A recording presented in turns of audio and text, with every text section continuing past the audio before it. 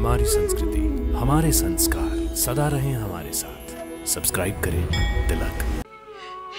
हे माँ, हर जगह से निराश होकर जब मनुष्य आपके पास आता है, आपकी शरण में आता है, तो आप उसका उद्धार कर देती हैं। अपने हर भक्त पर आपकी कृपा दृष्टि रहती है। परंतु हे माँ, अपनी कृपा दृष्टि से आप हमें क्यों वंचित रखती है? बोलो माँ, क्यों वंचित रखती हैं? विजया,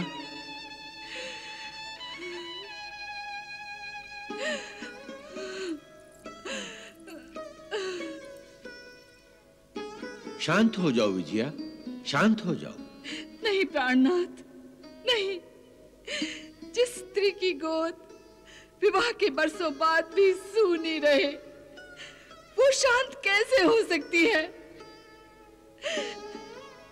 एक स्त्री, एक माता अपनी संतान को सदा ही सुखी देखना चाहती है। माता जगदम्बा, महामाया महालक्ष्मी की तो हम संतान हैं, परंतु माता हमें मातृ सुख और पितृ सुख से वंचित क्यों रख रही है स्वामी? क्यों रख रही है? महामंत्री निर्जय, आप भाग्यवान हैं जो आपके घर में कुल दीपक उजाले फैला रहा है। ये सब आपके आशीर्वाद का फल है महाराज। महामंत्री, आपके बिना हम क्या हैं? आप ही के कारण राज शासन का रथ मैं निश्चिंत होकर चला रहा हूं। एक शासक के रूप में मैंने जो भी सफलता पाई है, उसमें आपका महत्वपूर्ण सहयोग है। आप पिता बनने जा रहे हैं, इसकी हम दोनों को बड़ी खुशी है, और आपने अपनी खुशियों के उत्सव में हम दोनों को शामिल किया, इसके लिए हम आपके आभारी हैं। ऐसा न कहिए महाराज। आप और महारानी ने गोद भराई के इस उत्सव में पधार कर हमारा मान बढ़ाया है, हमें अनुग्रहित किया है। महामंत्री, आपका जीवन सदा खुशियों से भरा रहे, यही भगवती माता महालक्ष्मी के चरणों में मेरी प्रार्थना है। हे भद्रे, अब इस औपचारिकता की कोई आवश्यकता नहीं है। बहन, अब तुम एक बालक को जन्म देने जा रही हो, इसलिए ऐसा कोई कार्य मत करो जिससे इस अजन्मे बालक के प्राणों को कोई धोखा हो जाए। और याद रखो कि तुम एक मां बनकर एक पूर्ण स्त्री बनने जा रही हो। बहन, तुम पर तो जगत माता महालक्ष्मी का अनुग्रह हुआ है। जिस तरह जगत माता इस सृष्टि का निर्माण करती हैं, उसका पालन करती हैं, उसी तरह तुम भी अब मां बनकर महामंत्री के परिवार रूपी सृष्टि का निर्माण करोगी, उसका पालन करोगी, उसका संचालन भी तुम करोगी। बहन, तुम्हारी गोद सदा ही हरी रहे, तुम्हारी झोली खुशियों से सदा ही भरी रहे, बच्चों की किलकारियां तुम्हारी आत्मा को सदा ही तृप्त करती रहे। मेरी सारी शुभकामनाएं तुम दोनों के साथ हैं। महारानी, ऐसा प्रतीत हो रहा है कि साक्षात माता महालक्ष्मी आपके मुख से हमें आशीर्वाद दे रही हैं। चलिए, अब आप अपनी गोद भराई की रीति भी पूरी कीजिए।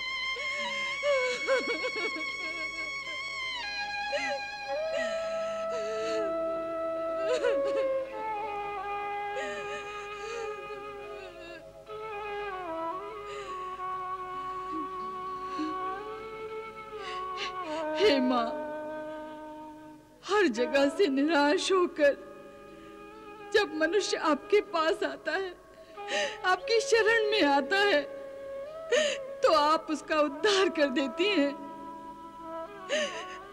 अपने हर भक्त पर आपकी कृपा दृष्टि रहती है। परंतु हे माँ, अपनी कृपा दृष्टि से आप हमें क्यों वंचित रखती है? बोलो माँ, क्यों वंचित रखती हैं? विजया,